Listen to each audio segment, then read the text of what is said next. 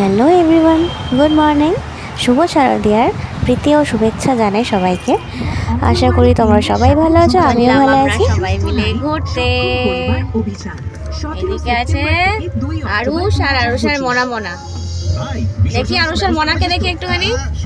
আরুষের মনার মুখটা দেখতে পাচ্ছি। আর এই যে আরুষ, আর এই যে আবির সোনা, এই যে আবির সোনা।